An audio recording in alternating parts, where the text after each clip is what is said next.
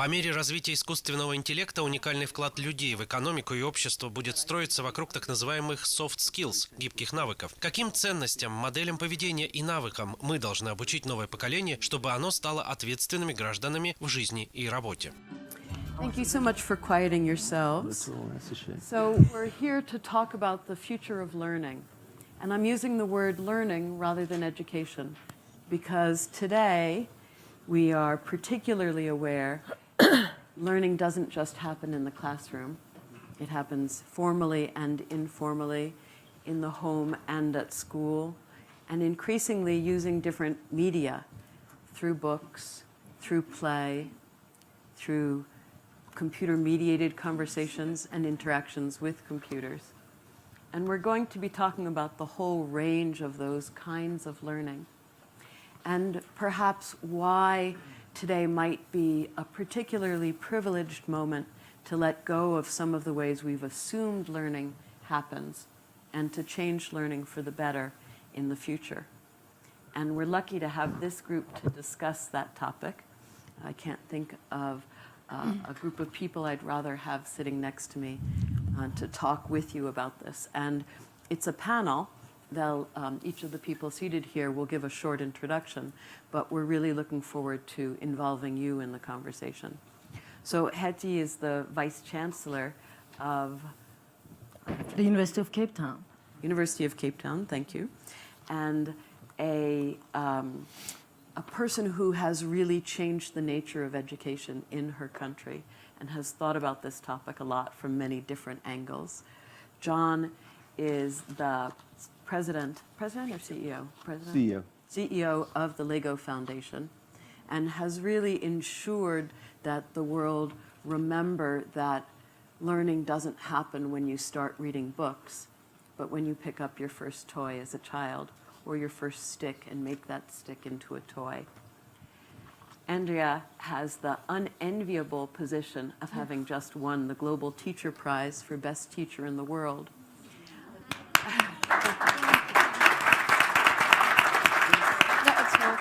And I say it's unenviable because for anybody else that would be a huge responsibility, difficult to shoulder. But having met Andrea at the ceremony where she won that prize last spring and having seen her since take that so easily in stride that you can see why, in fact, she is the best teacher in the world. And you're going to leave this room feeling that you've learned from her as well as from everybody else. And Hadi is the CEO of Code.org. He launched this initiative to ensure that young people learn to code, learn to program. And he has strong views about where that kind of learning should exist in the educational system and outside of the educational system. So I don't want to take time away from the panelists. I'm going to ask each of them to speak in this order. And then I'm going to pull out some of the points that we've heard and then ask you to bring your perspectives to bear as well. So Hetty, would you like to start? Yeah. I mean, I think the topic of today, a new kind of learning, for me raised two questions with two key words, new and learning. And I thought, why are we talking about new? Is it as a result of the fourth industrial revolution, the rapid changes happening in technology? Or is there something else? My view is that we needed a new kind of learning anyway, even before the fourth industrial revolution. And then the second word is learning. I think that for me is an important word because it sort of challenges the idea of learning. There's a perception that learning happens only when teaching, when there's a teacher, and also it happens only at school. And actually, there may be disadvantages to allowing learning happening that way only. So for me, the new and learning are key. And also they raise questions about what are we learning? What are we learning? Previously, when there was, many years ago, when knowledge was not so accessible, it was about knowledge. But actually, it's no longer just about access to knowledge, because actually you can get access to knowledge anywhere today. So the fact that you know that 4 times 12 is 48 is actually very irrelevant. It doesn't mean anything. From here on is what do you do with it? So it's no longer about what you know. Is how do you navigate the knowledge that you have? There's a lot of knowledge out there. It's about what you do with it. So I think the new kind of learning for me is about why we need the new and what's the learning. I think I look forward to having more conversations about that. I think it's a challenge to basic education. It's a challenge for us as universities, because if there's access to knowledge is so easy, what is it that we teach at schools? What is it that's in the curriculum? And why do we teach it? And let me just say also that the newness can also be critiqued in this way that, I'm a mathematics professor, and the moves in what we teach has changed. I mean, when there were no calculators and when calculators were not so accessible, it was important that children know multiplication tables. And we used to memorize them in school up to whatever level. Then calculators came, and that was important, but not so important. And calculators became more and more sophisticated that now you can do things with it, you can solve it. You can graph on a calculator. So teaching children to graph, to draw a parabola, suddenly was no longer that important. It was, what is it? Is it just about drawing the parabola? Or what is it that they're getting from the exercise of drawing the parabola? So what's the skill that you're teaching there? Because they can press a button and get a parabola from a graphing calculator. And also what you ask them then when you assess, it also goes with what were you teaching, and so what are you assessing, because you can get it at the press of a button. Now with machines, it's going to be even worse. What is it that can be automated, that they don't need to know anymore? If we're teaching them, what's the skill that we're teaching them beyond just the knowledge of being able to do factorization? What is it else that you're doing? It's a wonderful way of talking about learning, because you're talking about the role of technology in learning, but you're also talking about the role of the body in learning. Yeah. Why is it that we draw? What does drawing do for our minds?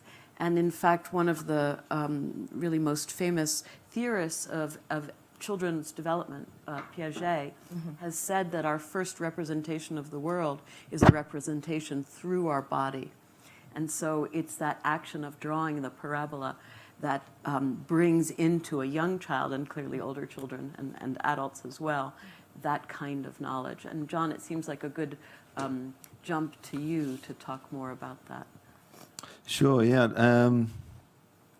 If I can draw on another famous educationalist and someone that's very central to our philosophy within the Lego Foundation, Seymour Papert from MIT, who came up with a famous saying about children being natural-born learners. And rather than pushing children to be more like adults, then we might be remembered that to be great learners, we should be more like children. Now, I would say rather than, I could perhaps rephrase that in current terms to say, rather than pushing children to be more like adults, unfortunately, many of our structured learning processes are pushing them to be more like machines. The very thing that we know is ahead of them that's going to be a big competitor for their contributions in society. So we feel that there's a real urgency now ahead of us for this new kind of learning. One of the most viewed TED Talks of all times was by an educationist called Sir Ken Robinson back in 2006, where he put forward a proposition around whether or not whether our education systems are killing creativity. So this is not a new thing. This has been on the agenda, and the awareness of this has been around for some time now. But unfortunately, the pace of change that we're seeing in society is not commensurate with the evolution of what's happening around the children that is going to impact them as they emerge out of the education system. So we think it's absolutely essential that we start to embrace, as both a society and particularly within education systems, the need to change our approach to develop a breadth of skills for children, really focusing on how they become creative, engaged, lifelong learning. lifelong learners. An important part of that is to ensure that the learning process is enjoyable, is something that they relish, that they want to participate in. Because it's not an optimistic life if you're told you have to be a lifelong learner and yet your learning environment is oppressive and repetitive and is not giving you agency as a learner to be able to develop in your natural way.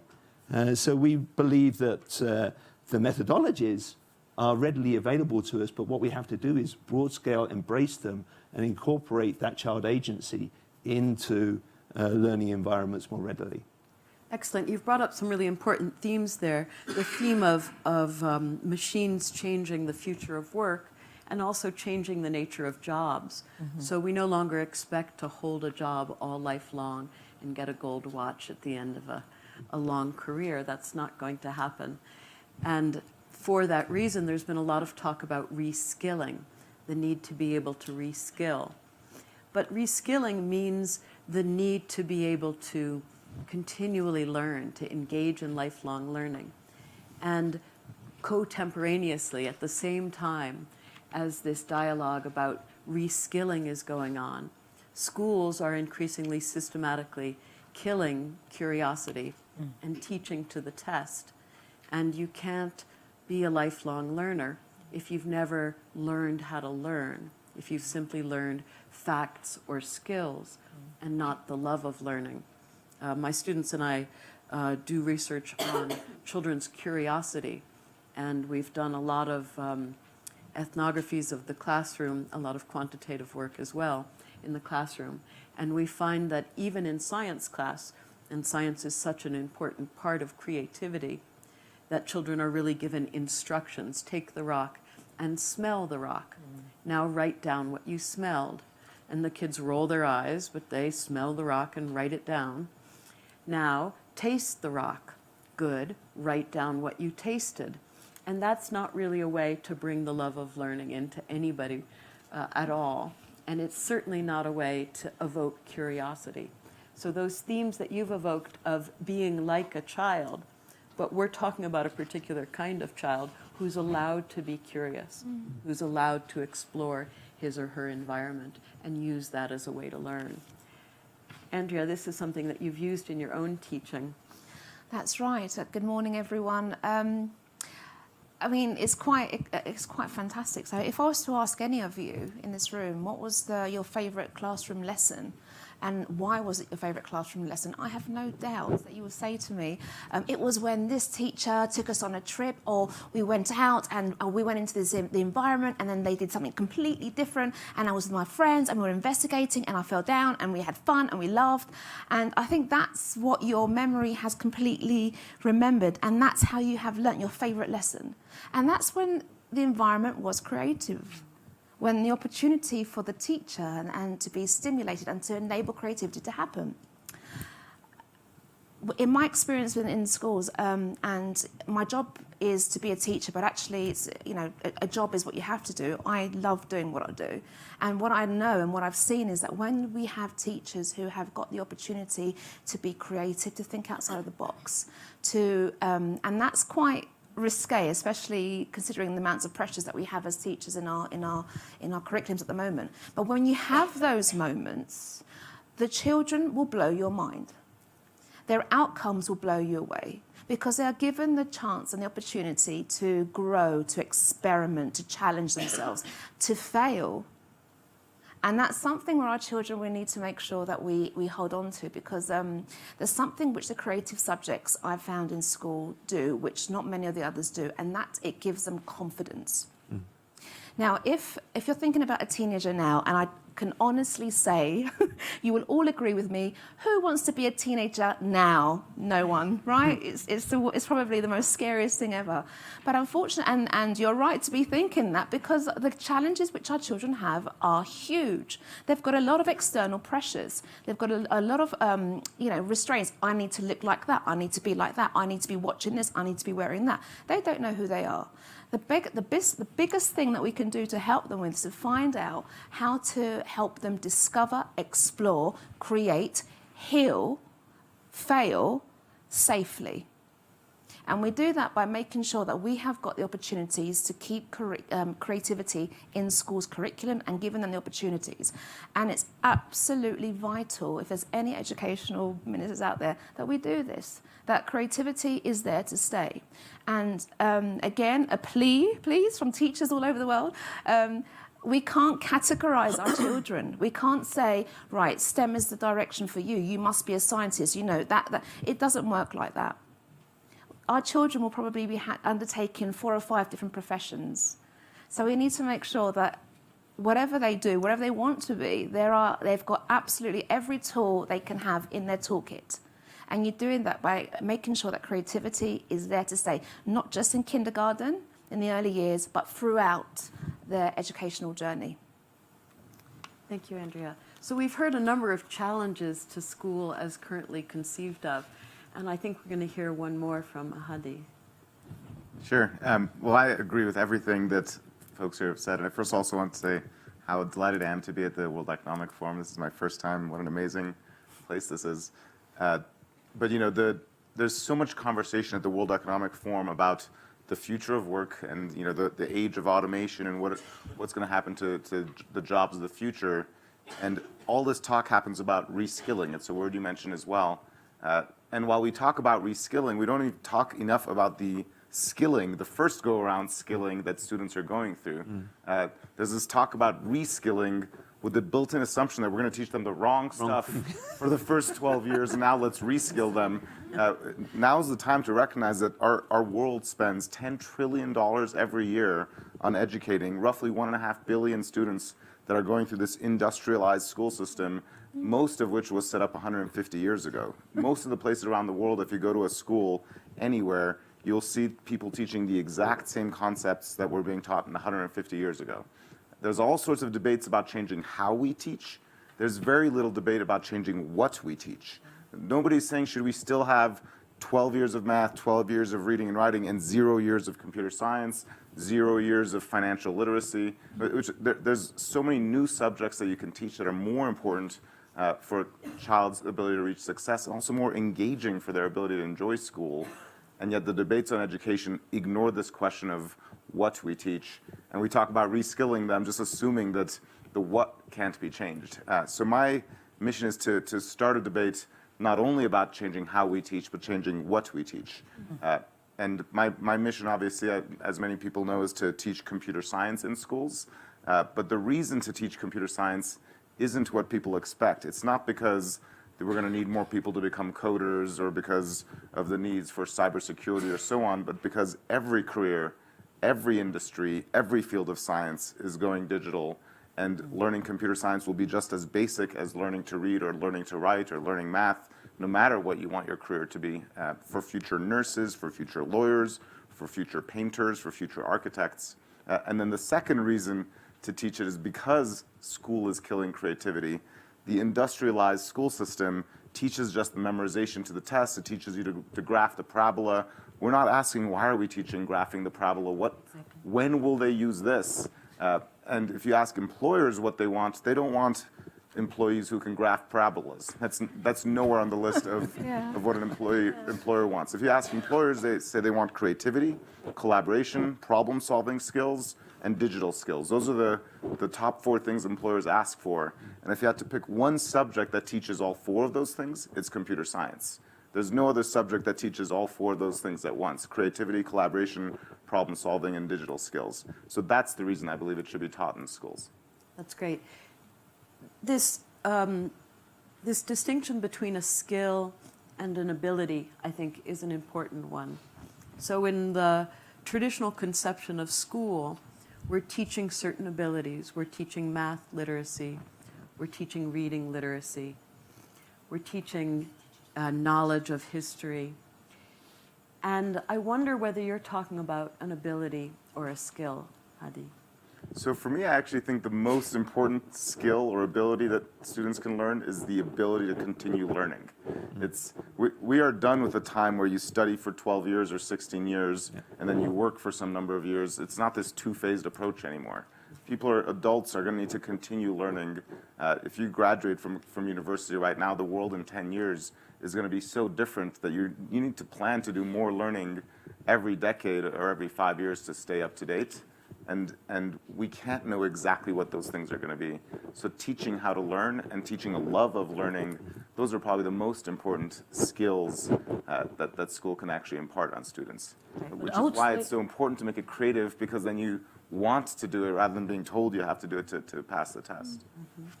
I would say also problem-solving skills and the ability to rise above the challenges of the present and imagine the future.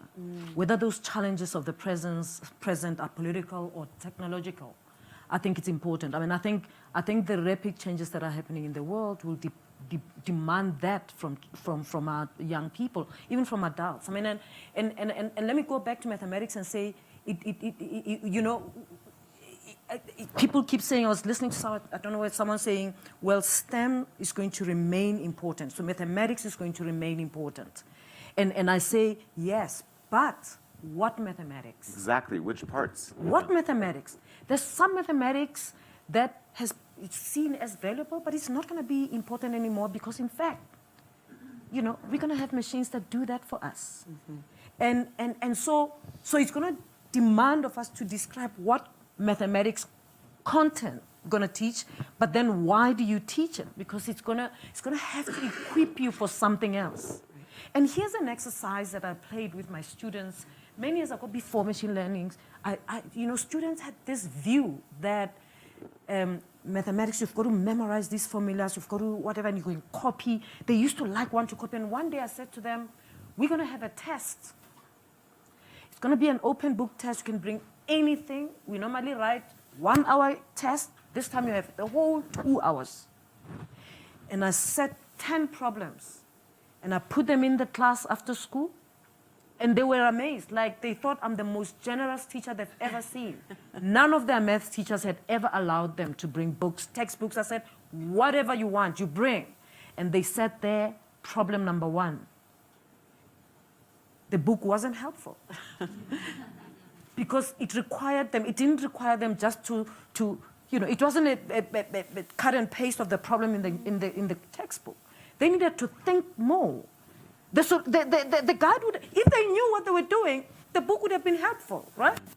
Because they would know which formula and why does it work in this context and not that one, and so on and so forth. And you make applied problems, they apply what they learned in a situation. And suddenly it was difficult. And it was just to make them move from the perception that you've got to memorize some facts, and that's knowledge, and that's going to get you somewhere. Right. And I think we're going to think about what we teach, what maths, and also why, and then how. I think all of those questions are important. At the moment, much of our education is mainly you teach, you reproduce what you've been taught, and voila, you've got a certificate, then you expect a job. And when you get there to the job, the employer is not happy because, in fact, you can't do what you're supposed to do. And then they go back and say, well, university, you're not doing, you know. So we're going to have to rethink what is this learning, why do we do it, and for what? One of the gifts of a truly good teacher is to teach how to think. Yeah. To teach how to even conceive of the problem before approaching the problem. One thing she was saying that just made me think is, I question, everybody of us has gone through the school system, and you're familiar with the idea of taking a test and not having the books. What job or activity in the future beyond school would you ever be in where they say you need to do this, but you can't access the internet or a book? Don't reference anything. You know, unless You can't you're speak to anybody.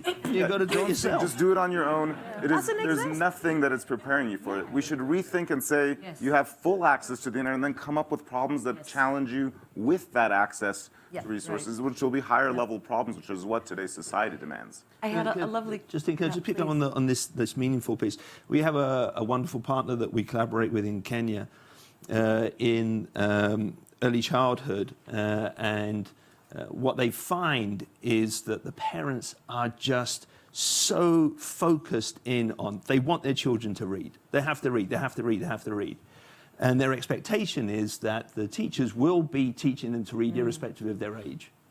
And it's it's just most children are just not ready at that point. And there's been studies that have been conducted in New Zealand that shows that actually it doesn't give any advantage to start the formalized types of reading much earlier in a child's life. By the time they get to 11, if they're starting much later, they get to the same place because their brains have to go through the process of the wiring. So what our partner does is it gets the parents and sits them down and gets them all to copy out a Chinese character. And they repeat it and repeat it and repeat it until they can do it by themselves without being prompted. And then when everybody's so happy that they can copy this down, they then ask the parents, well, what does it mean? And then hopefully they get the realization that forcing children just to memorize and route learn and things, you've got to associate meaning.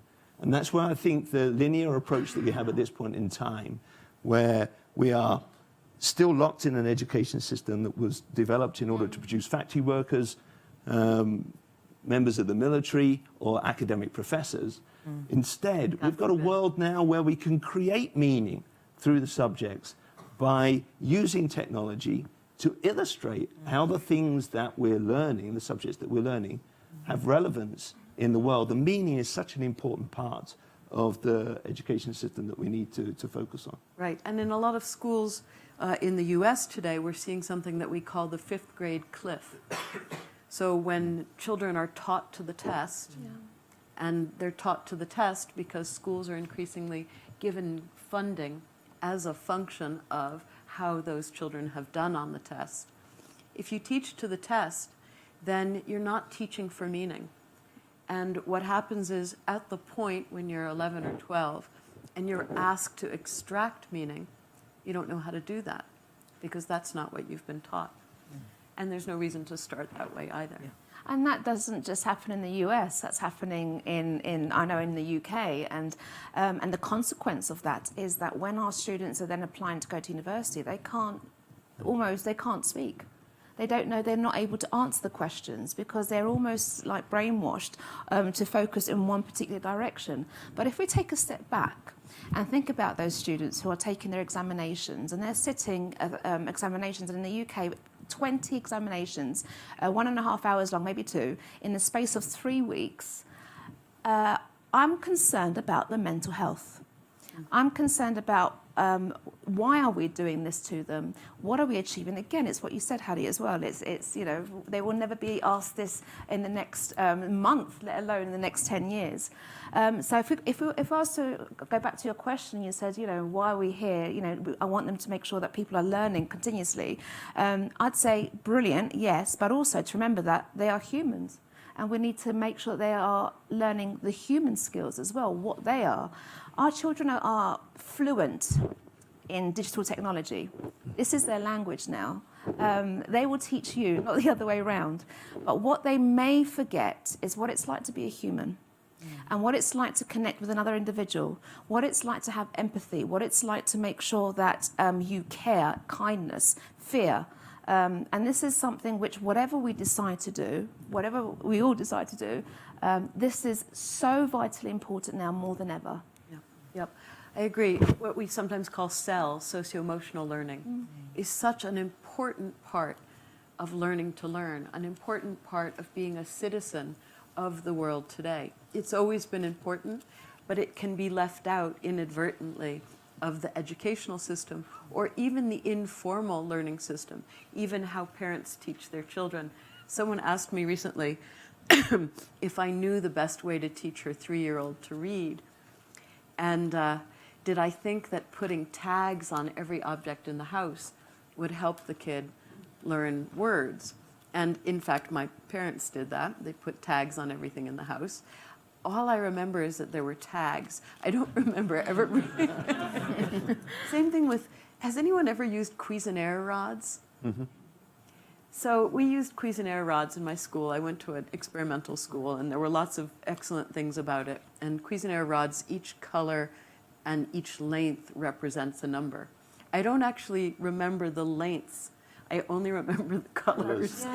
So it did me no good whatsoever. So when you add blue and green, you get yellow.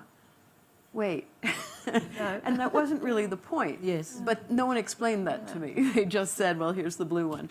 And we can really easily get caught up in that kind of thing. Once again, here, I would draw a distinction between skills and capacities. And Andrea, you're bringing up the very important point that we want to ensure that our children, that all of us, have capacities such as love, empathy, curiosity, a desire to learn, ability to, or desire to make the world a better place, the kinds of things that make us good people and that help us learn in order to fulfill those goals.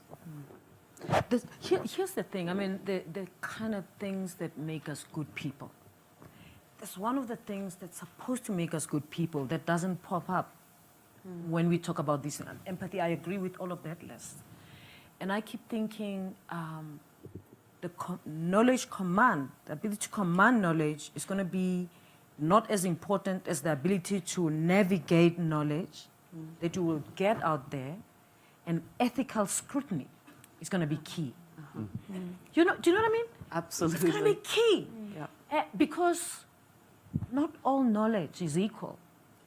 Understanding the inequity of knowledge is going to be key. It might help you to be more empathetic, but actually it might help you be able to make good decisions about what to throw out and what to run with, what to use, how, when, or not.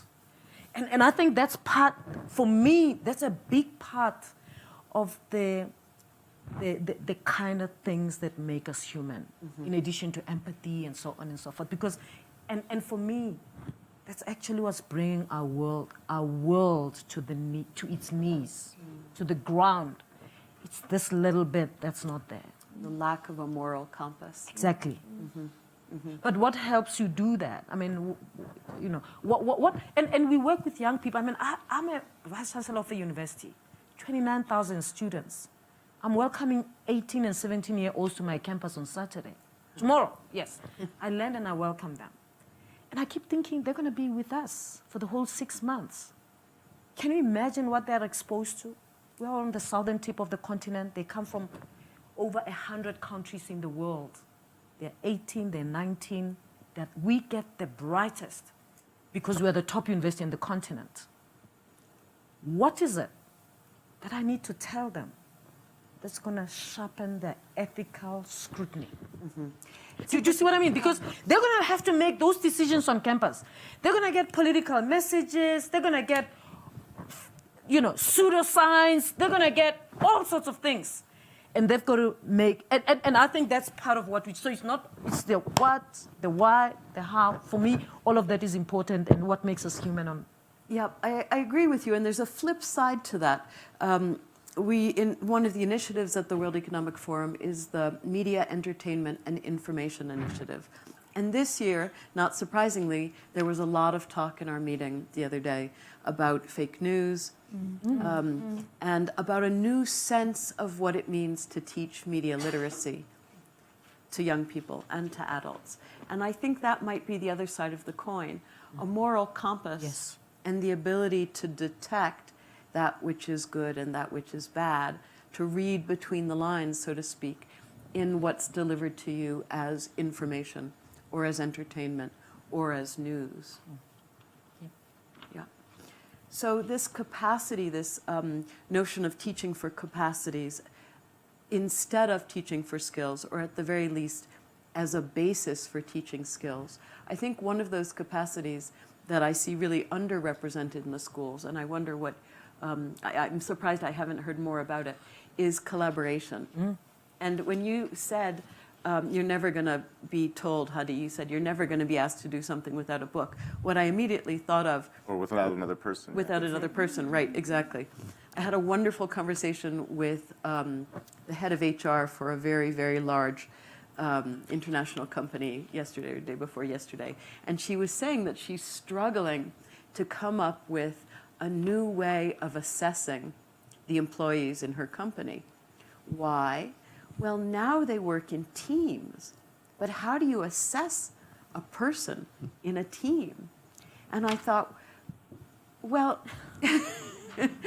We want people to collaborate. It's the same thing in schools. By giving grades to individuals and saying, don't copy other people's work, you're basically saying, don't learn how to collaborate and then go out into the world and be successful without knowing how to collaborate.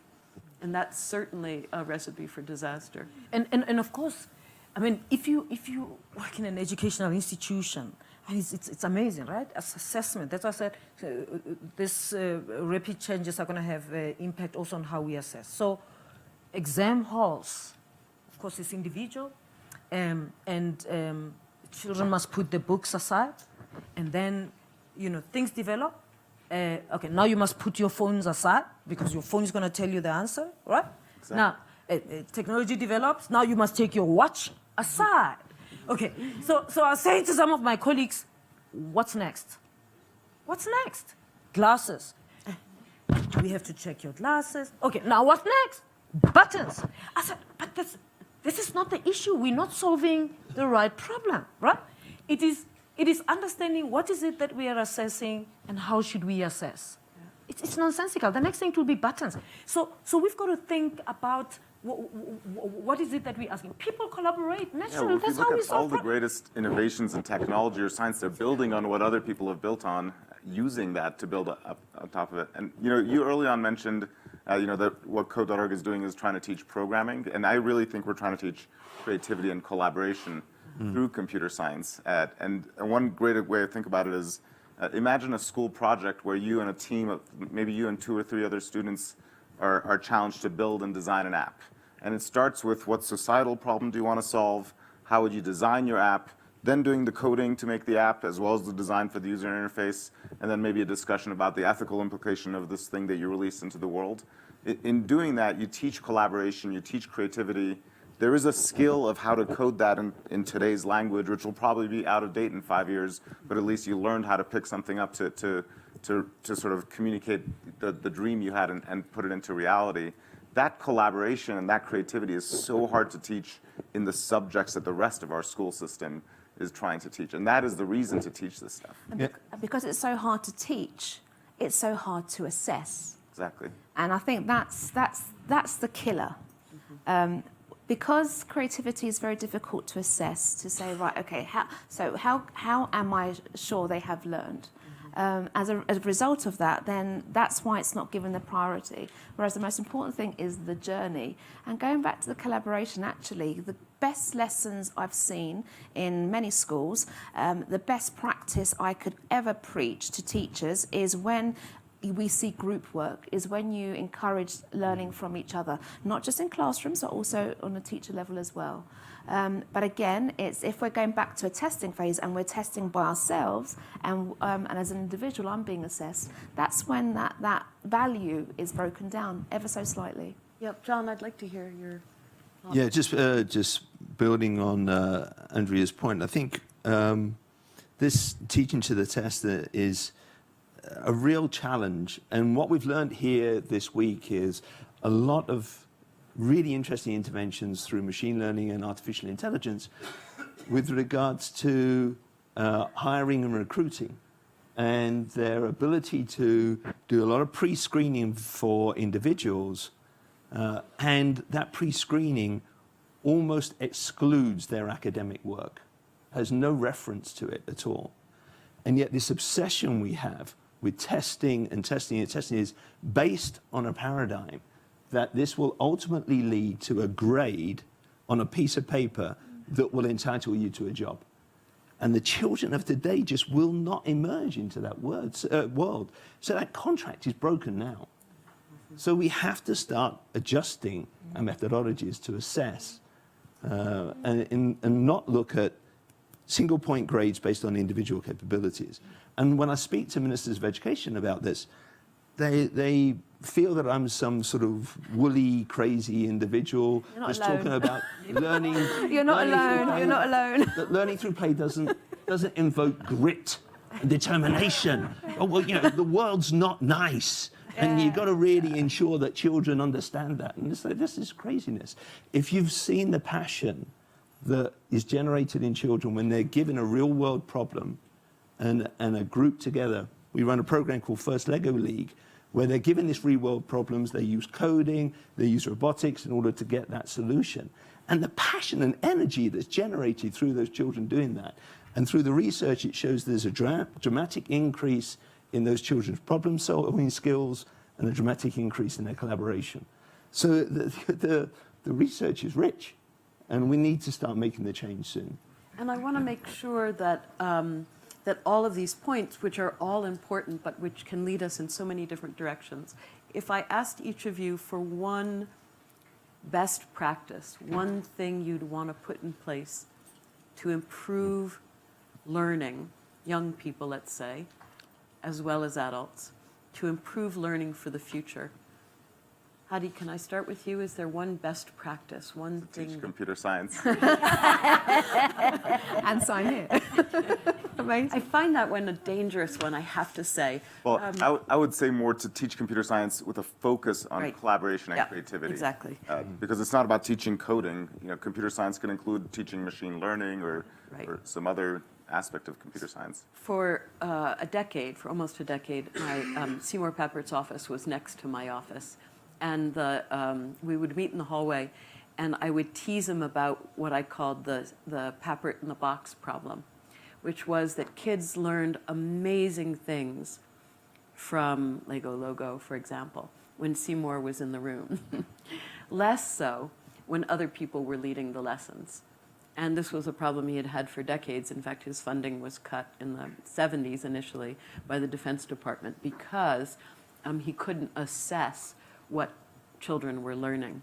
And so when you say teach computer science, when I say that sounds dangerous to me, not because I disagree that teaching computer science can be very important, but it depends how it's taught. How it's taught and why it's taught. Right.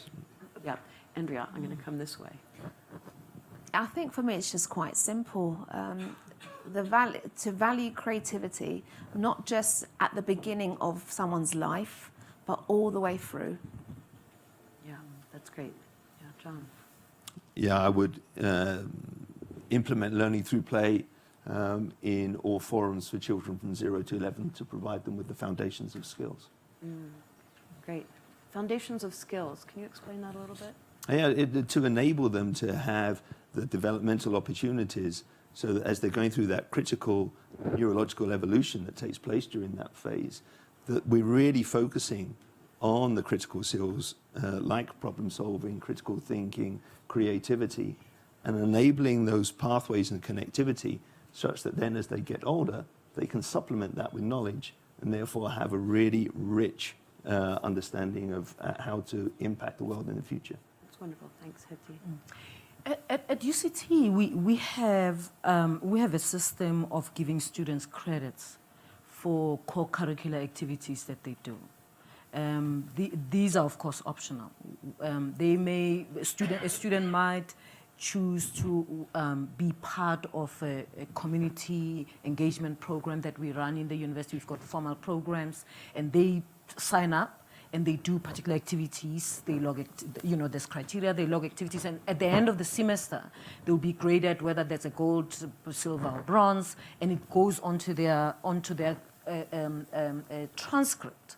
And the skills that they learn through that teamwork, collaboration, problem solving, or whatever. And sometimes they may be serving on the Students' Representative Council or on, they're in residences. It may be that they're running the Resident Students' Council and stuff like that. We developed this system to give students credits for this because we believe that through these activities that are on our campus, they learn certain skills that they wouldn't have learned if they didn't get involved. And they have a choice. Some choose not to participate in those and go only for the formal modules, and that's okay. But if you go to the other side, we're saying you also have to be recognized for that, and we will put that on the transcript. We have a way of assessing, we put that on the transcript, and the employer can see the additional skills that you've learned. So we have a little time for your participation in this, and I'd ask you either for a best practice that you hope to see in the future of learning, or for a question of one of the panelists. Questions? Yep. So let's start over here. I saw a hand at the end of this row. Hi, Mark Vernooy, Think School of Creative Leadership. I think we always say that we learn through experience. As a matter of fact, we don't. We learn through reflecting on experience. Yeah. And I had a colleague who at a certain point went straight through the ranks in the company I worked in, and at a speed I didn't understand and was unprecedented. And I called him up, I said, "What did you do?" And he didn't really quite understand. And I had to ask it a couple of different ways, and at a certain point he learned that every day, at the end of the day, he sent himself a voicemail with what he learned, and he listened to it the next day. So when we talk about lifelong learning and reflection, it can be that practical. That's a lovely point. Thank you very much. Yeah. Hi, good morning. I was listening to Ati talk so passionate about computer science.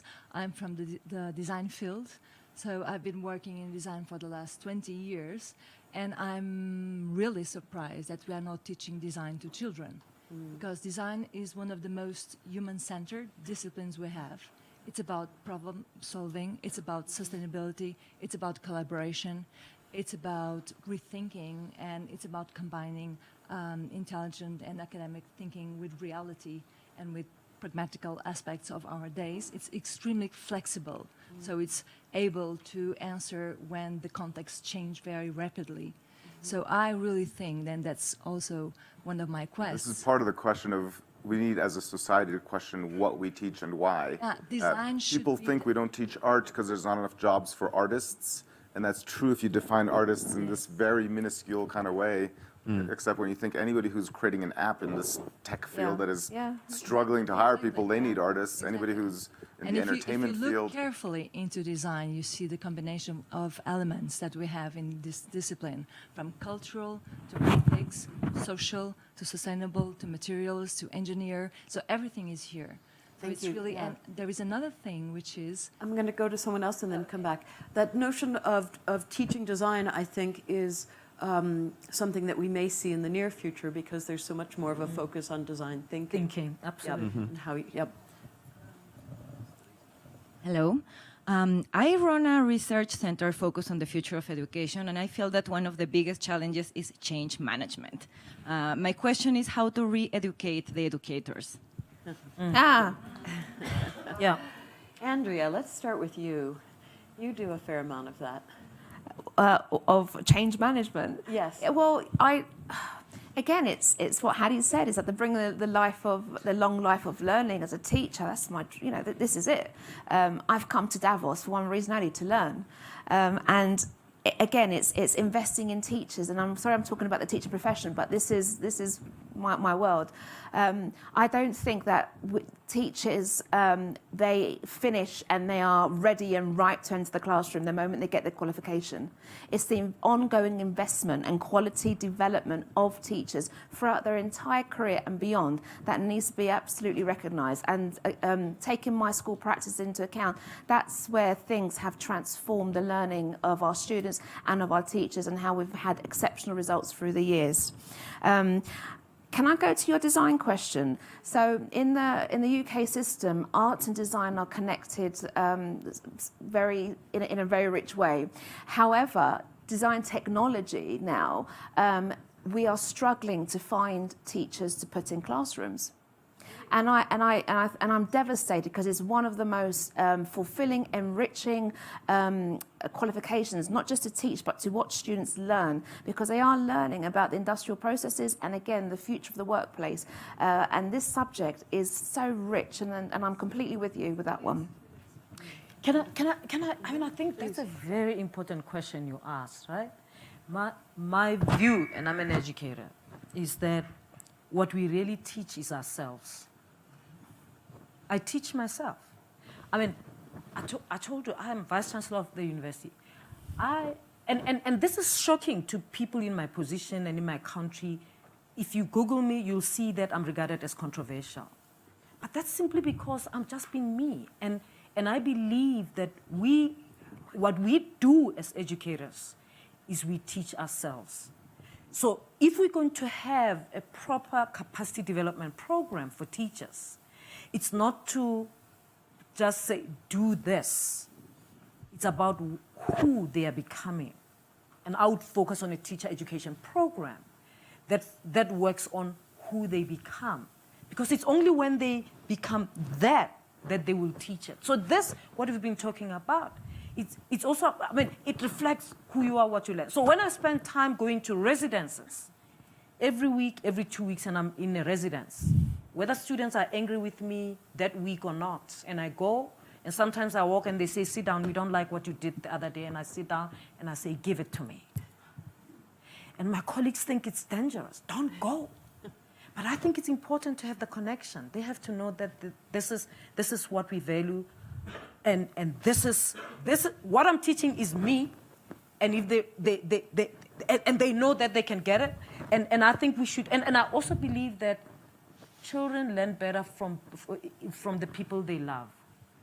The idea of a teacher as a scary person or a person who's who knows everything, can never get anything wrong, is part of the problem, actually, in terms of teacher education, that the teachers can never say, I actually don't know that. Can we find this out together? And that research actually backs that up, especially for children who are at risk of not learning, either because they have a learning disability or they're in an under-resourced school. That bond between the teacher and the student predicts the best learning outcomes. And we forget that sometimes. We definitely forget that a lot of the time. Likewise with the bond between students. I've been working on technology that can be used to tutor students, but rather than being the teacher, the technology is another student who learns with the child and creates a bond with the child around learning together, around collaborating. And it's successful because of the heart bond that it creates before any of the collaborative learning takes place.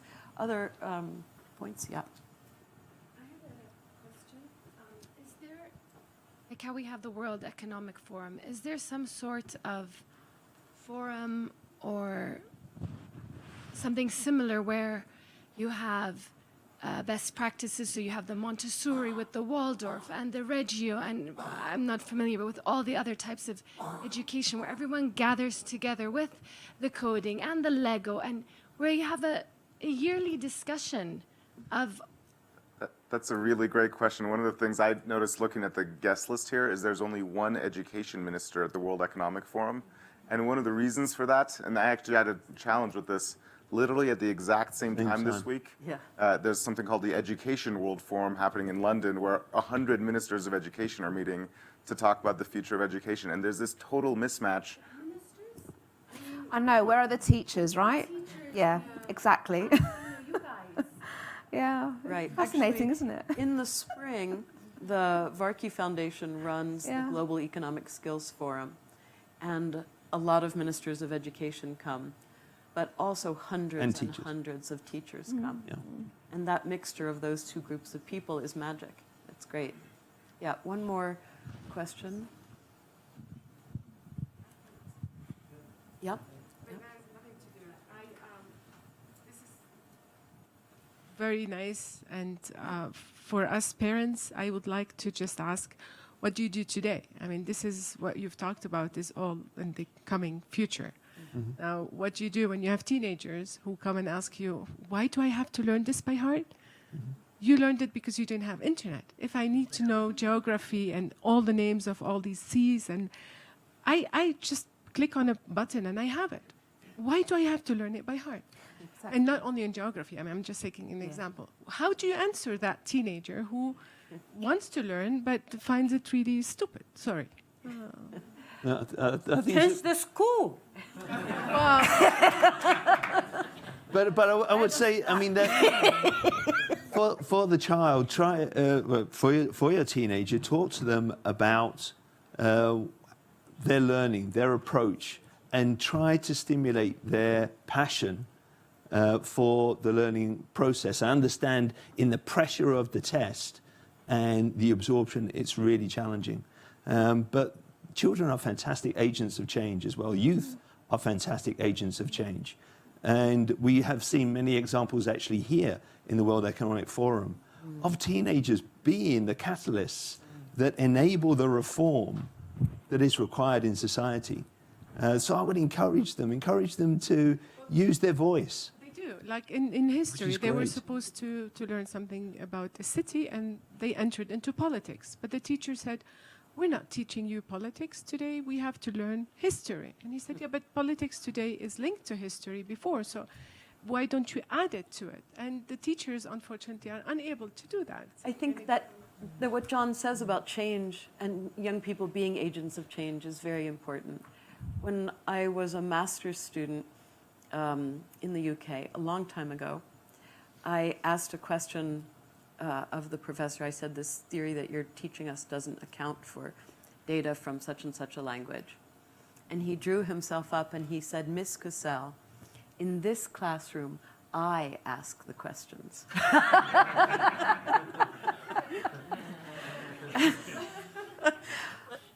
I couldn't ask a question for the rest of the class because my jaw had dropped so low. We've come a long way since then. But as you've heard today, we have a long way to go. But I think the things that we've discussed here really are important for us as individuals, as managers, as employees, as parents, as teachers, and as students. And I really want to thank you because you've made this conversation a lot deeper than it could have been. You've really gone to the important points. You've gone to the essential. And in the same way, a lot of what we've talked about is about capacity.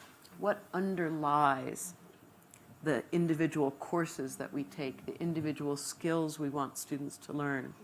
What are those capacities, those abilities, those goals? And you've really outlined that. You've really pushed us towards that, that conversation in a very strong way that will work equally well in different situations for different ages and in different countries. So thank you, and thank you all very much.